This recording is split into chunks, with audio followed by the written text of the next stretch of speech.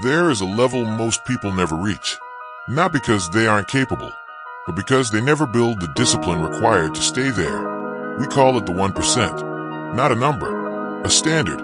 The 1% are not superhuman. They don't have better genetics.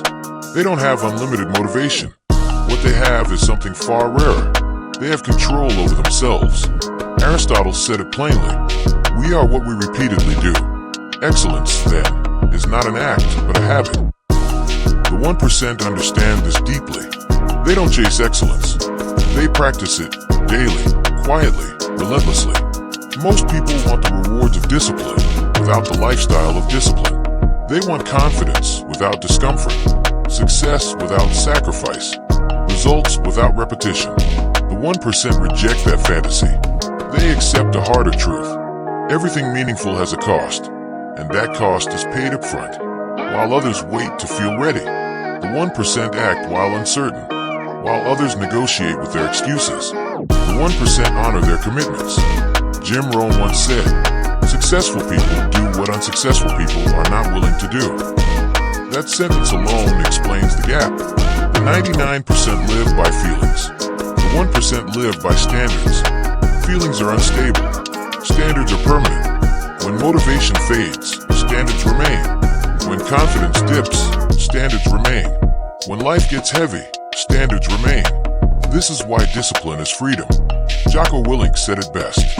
Discipline equals freedom. Freedom from chaos. Freedom from regret. Freedom from constantly starting over. The disciplined person doesn't rely on willpower. They remove decisions. They wake up when the alarm goes off. They train when it's scheduled. They work when it's time. No debate. No drama. No negotiation.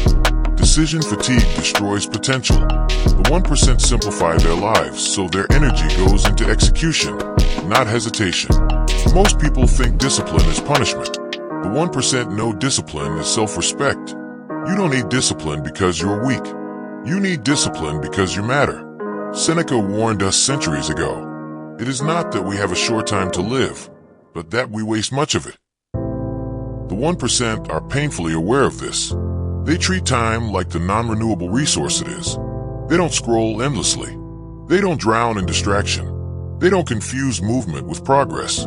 They ask better questions. What actually moves my life forward? What deserves my best energy? What must be done, even if it's uncomfortable? And then they do it. Not once, not when it's exciting, but until it becomes part of who they are.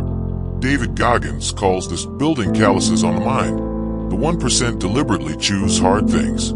Hard workouts, hard conversations, hard focus, hard days. Not because they enjoy suffering, but because they understand comfort is a trap. Comfort dulls urgency. Comfort weakens resolve. Comfort steals decades quietly. The 1% would rather suffer temporarily than regret permanently. They know something most people refuse to accept. Life is hard either way. Discipline is hard. Regret is harder. Consistency is hard. Starting over is harder. Facing your limits is hard. Living below your potential is harder. So they choose their hard. They also understand this. Progress is rarely visible at first. The 1% don't expect applause during the building phase. They expect silence. They work while unnoticed. Improve while uncelebrated, grow while doubted. Angela Duckworth's research on grit revealed something powerful. Long-term success correlates more with perseverance than intelligence. The 1% build stamina, not just skill. They don't panic when results are slow. They don't quit because momentum is quiet. They trust the process because they trust themselves. And that trust wasn't given, it was earned. Every time they showed up tired. Every time they finished what they started. Every time they chose discipline over impulse. Self-trust compounds. This is the part most people miss. Discipline builds identity. You don't become disciplined and then act disciplined. You act disciplined and become disciplined. Identity follows action. If you practice quitting, you become a quitter. If you practice showing up, you become reliable. If you practice finishing, you become formidable. The 1% are not extreme. They are consistent. Anyone can have an intense week.